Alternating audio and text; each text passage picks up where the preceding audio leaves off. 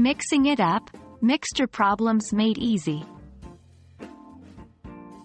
Hello, language learners and math enthusiasts. Today, we'll dive deep into the world of GMAT Quantitative Reasoning with a focus on mixture problems.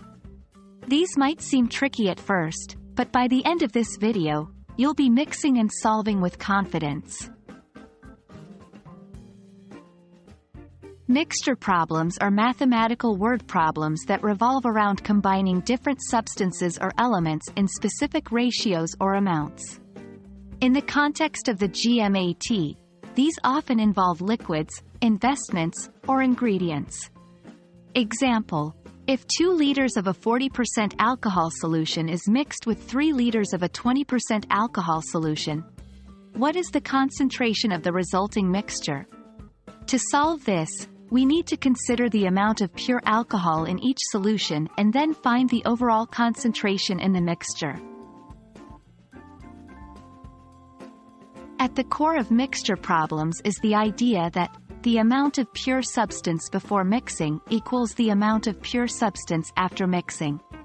Let's break it down. 1. Find the amount of pure substance in each part before mixing. 2. Combine them. 3. Divide by the total volume to get the concentration or percentage.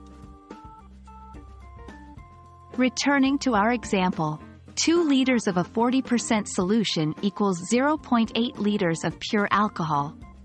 3 liters of a 20% solution equals 0.6 liters of pure alcohol.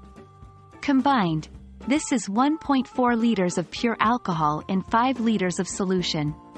The concentration is 28%.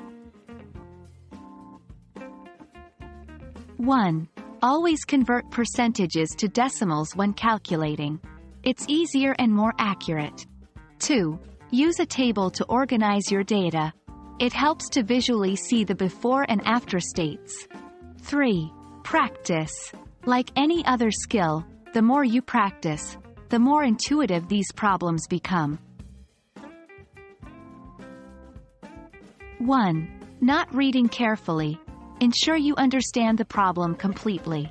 Is it asking for the final concentration or the volume of one of the components? 2. Forgetting units. Always double-check your units, be it liters, gallons, or grams. 3. Overcomplicating.